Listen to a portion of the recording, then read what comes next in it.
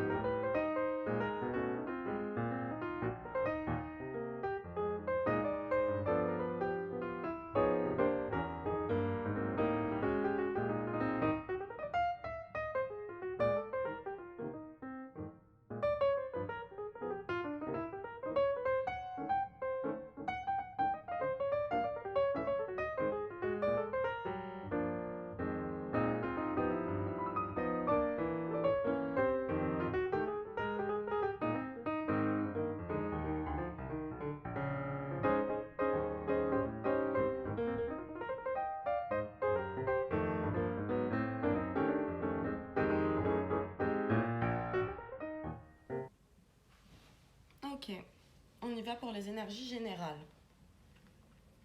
Bon, alors pour ceux qui débarquent, ici, cet élément-là, il va nous parler de l'énergie principale cette semaine, celle qui va traverser toute la semaine. Ici, on a les énergies et les prédictions de la semaine, ce qu'on vous déconseille et ce qu'on vous conseille. Bon, ça m'a l'air court hein, pour cette semaine.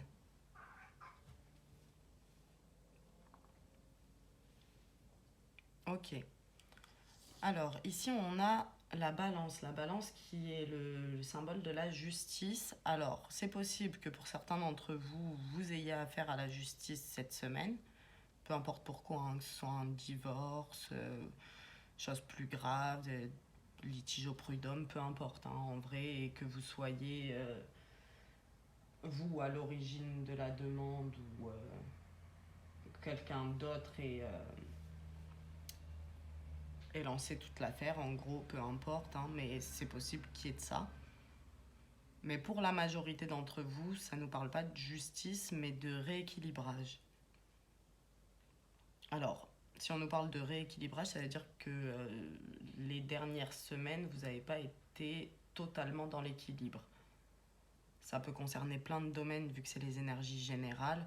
Mais pour prendre qu'un exemple, si vous avez un peu trop travaillé ces derniers temps au détriment de votre vie privée, là, cette semaine, on essaye de moduler l'emploi du temps pour retrouver un équilibre entre vie privée et vie professionnelle, par exemple.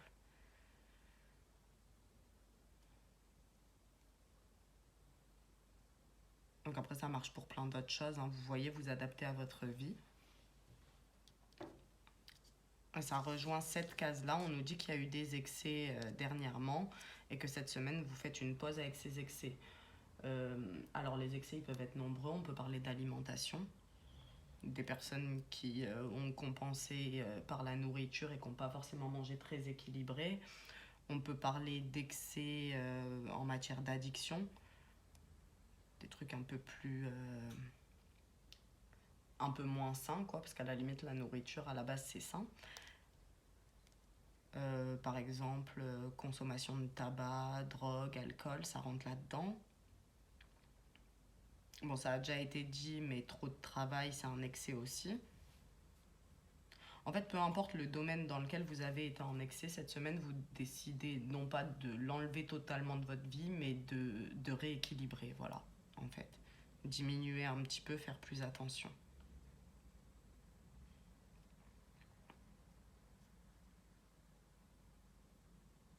Ouais, c'est ça. Mais je peux pas vous dire de quoi il s'agit précisément parce que c'est général. On peut aussi parler de sport, même si c'est quelque chose qui à la base est sain. Si vous pratiquez à l'excès, ça peut devenir malsain. Et donc peut-être certains se sont rendus compte que voilà, là c'était trop, leur corps leur a dit stop. Donc cette semaine, on diminue les heures, des trucs comme ça, vous voyez. Alors ici, il y a un retour. Alors, c'est soit un retour par rapport aux actions que vous avez posées.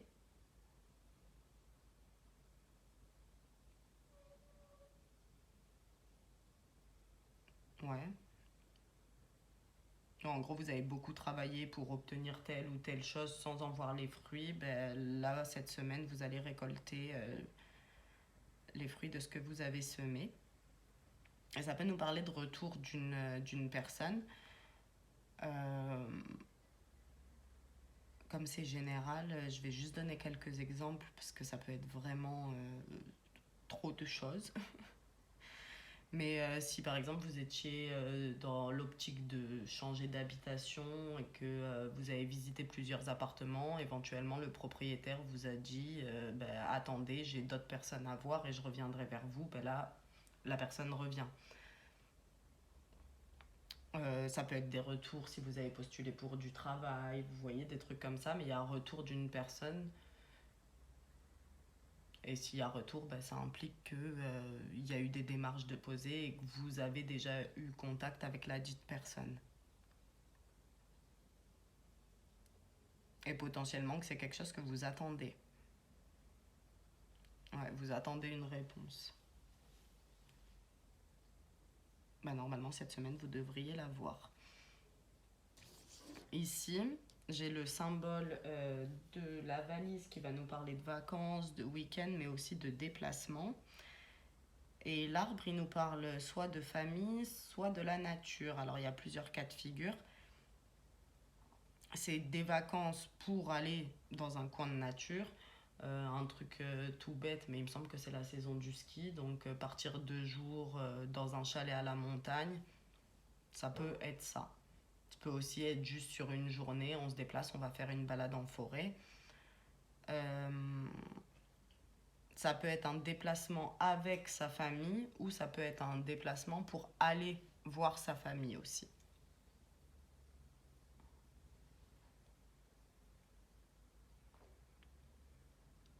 Ouais, voilà, mais c'est pas quelque chose d'éreintant, c'est pas le gros voyage touristique, c'est un déplacement destiné à vous reposer, à vous ressourcer.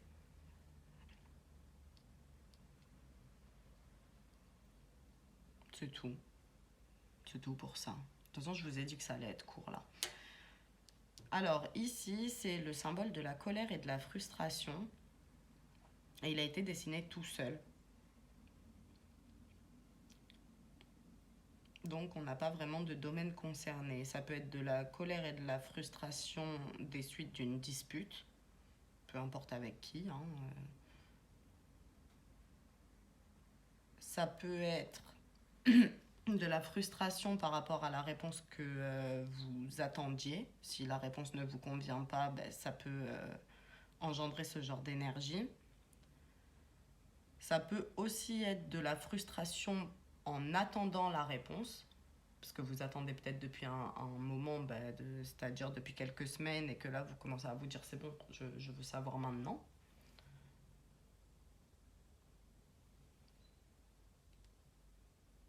D'une certaine manière, c'est une mise en garde. On vous dit attention à ne pas rester dans ces énergies-là. Si vous voyez que quelque chose vous énerve, ben, laissez traverser la colère parce que bon, elle est légitime, elle est normale. Faut pas non plus penser que c'est le monde des bisounours et que la colère n'existe pas. Quoi. Vous avez le droit d'être en colère, mais faites en sorte qu'elle ne dure pas.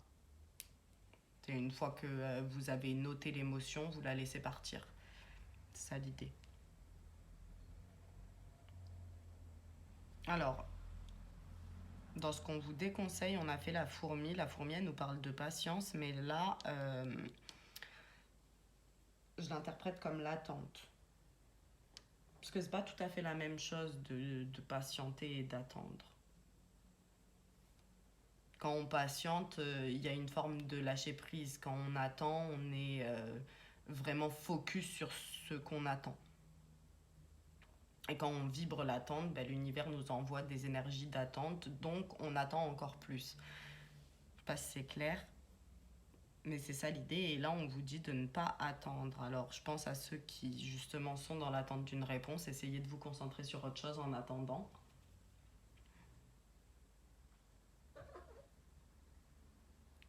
Et c'est l'attente non satisfaite qui peut générer la colère et la frustration. Aïe, attention bébé. Qui peut générer la colère et la frustration.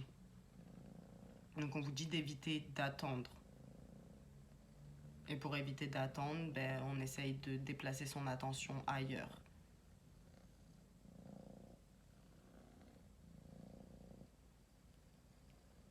Ouais, voilà.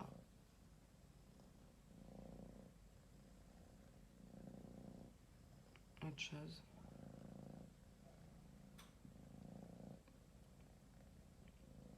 Oui, autre chose.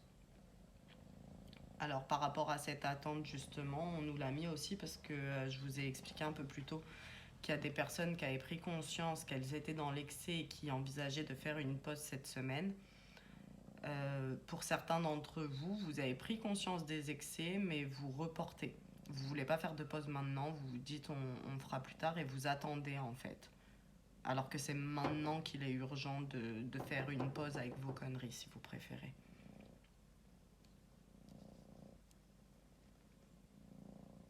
Mhm.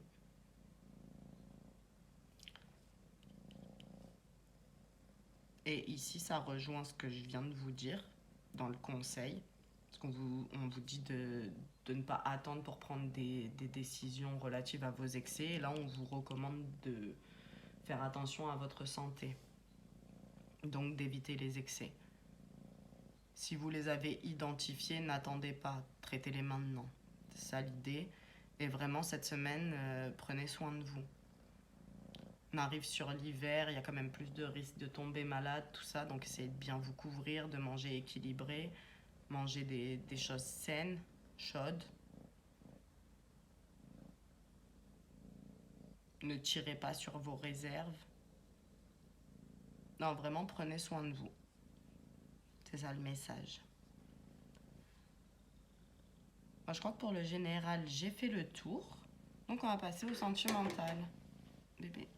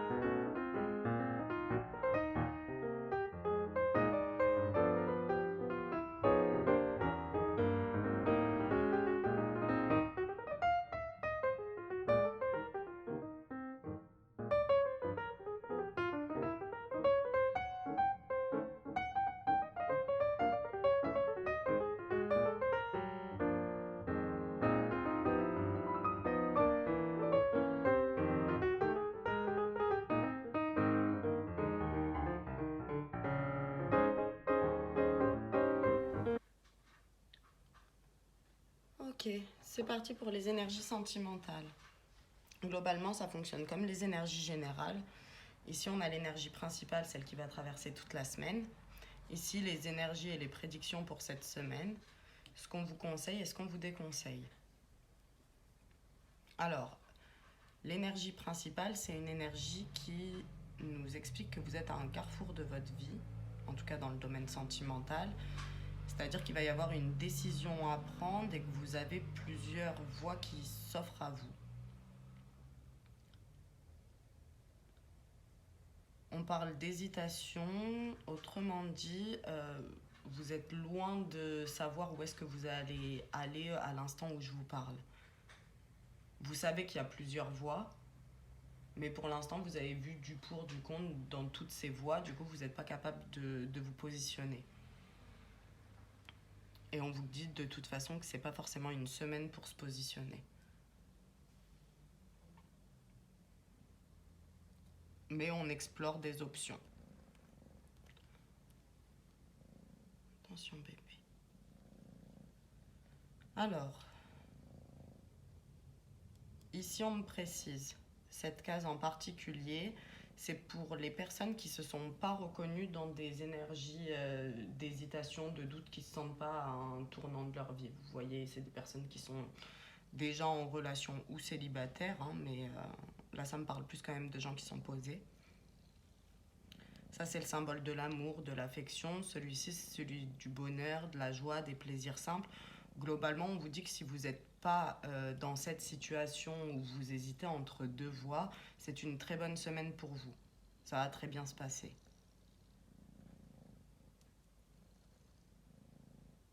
Ouais, non, il n'y a rien à ajouter pour vous. C'est globalement, on passe du bon temps avec son partenaire, il n'y a pas de dispute, tout va bien.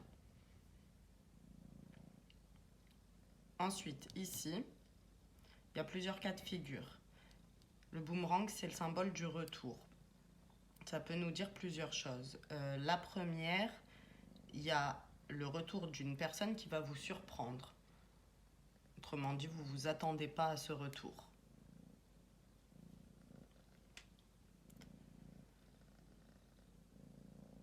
Alors, pour les autres, ça peut être un retour attendu et qui du coup est perçu comme un cadeau pour vous. Vous êtes vraiment content de ce retour, donc vous êtes en mode merci la vie, merci pour ce cadeau. Dernier cas de figure, j'ai le retour d'une personne qui a prévu de vous faire une surprise ou un cadeau, d'offrir quelque chose. Sachant qu'un cadeau n'est pas forcément matériel, hein. Si la personne vient et vous fait une proposition, ça peut être ça. En exemple, c'est voilà, la personne avait pris un temps pour réfléchir, elle revient vers vous et elle vous propose d'emménager avec elle. Ça peut être perçu comme un cadeau pour certains.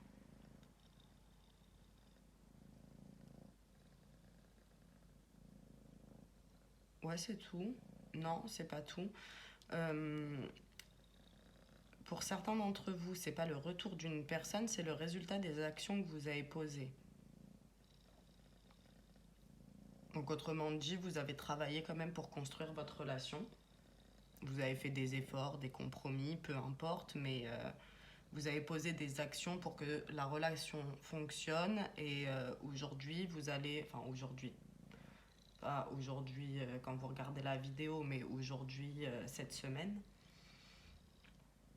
vous allez voir le fruit de votre travail. Mais c'est quelque chose de positif du coup, hein. Ouais, c'est tout pour ça.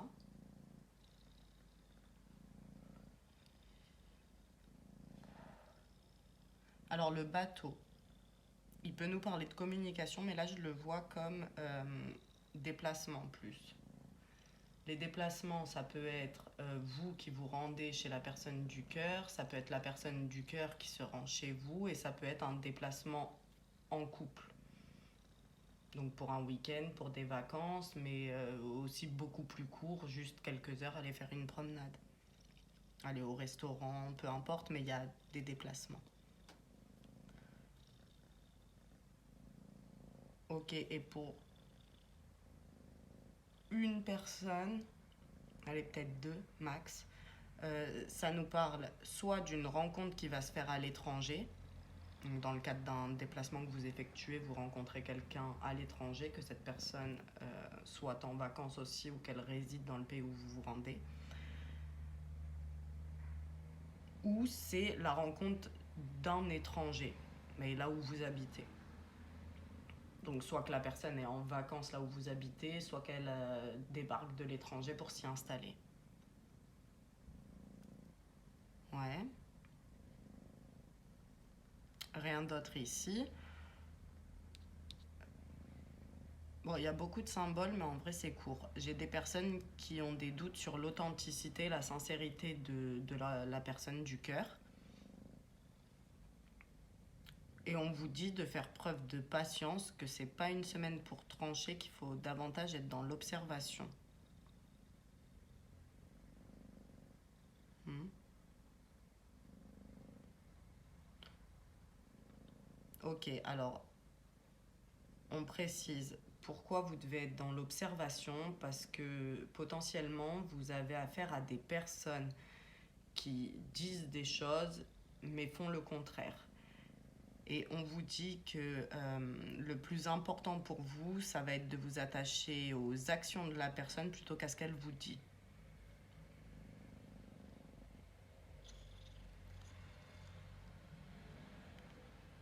Ouais, voilà.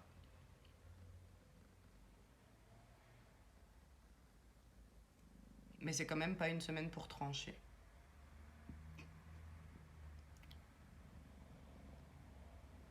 Et quand je dis d'observer son comportement plutôt que ce que la personne vous dit, ça marche dans les deux sens. C'est-à-dire qu'il y a des personnes qui vont vous faire des promesses et vous dire mais oui, je t'aime, nanana, et leur comportement, il suit pas du tout, ils prennent pas de temps pour vous, ils sont distants, ils en ont rien à faire, quoi. Alors qu'ils prétendent le contraire. Mais ça marche aussi dans l'autre sens. Il y a des personnes qui vont vous dire ouais, je m'en fiche, j'ai pas envie d'une relation sérieuse, juste on s'amuse, toi et moi, nanana, alors qu'en fait, au fond, ils ont juste envie de se poser avec vous. Je sais pas pourquoi, mais fallait le préciser. Ça marche dans les deux sens. Bref. Ce qu'on vous déconseille pour cette semaine, c'est d'écouter l'entourage. Alors, encore une fois, on n'est pas en train de vous dire que votre entourage est toxique, qu'il est mauvais pour vous, qu'il vous donne des conseils pour vous voir tomber. C'est pas ça du tout. C'est juste que votre entourage ne peut pas être totalement à votre place. Donc si vous avez des décisions à prendre, vous êtes les mieux placés pour savoir ce qui est bon pour vous. Donc c'est naturel, c'est humain d'aller chercher à l'extérieur des conseils, des recommandations, mais c'est ce qui risque de vous mettre dans l'erreur, en fait, dans le faux. Parce que pour les choix que vous avez à faire, vraiment, il n'y a que vous qui puissiez trancher. Donc on évite d'aller demander à droite, à gauche ce que tout le monde en pense. Ça risque d'aboutir à encore plus de confusion et d'hésitation. Et ça rejoint ce qu'on vous conseille, on vous dit de vous isoler et de prendre le temps de la réflexion. Alors, quand on vous dit de vous isoler, c'est pas enfermez-vous toute la semaine chez vous, ne parlez à personne, c'est pas l'idée. Et on vous dit pas non plus de pas parler de votre vie sentimentale avec vos proches. On vous dit juste de prévoir ne serait-ce qu'une heure dans la semaine, tout seul, pour vous poser sur cette situation et bien peser le pour et ouais, les pour et les contre de chaque situation qui s'offre à vous pour pouvoir trancher au mieux. Mais pour prendre la bonne décision, vous avez besoin de la prendre seule. Je réfléchis, mais je crois que j'ai fait le tour pour les énergies sentimentales. Moi, j'espère que ça vous a plu. Je vous souhaite une très belle semaine et je vous dis à bientôt.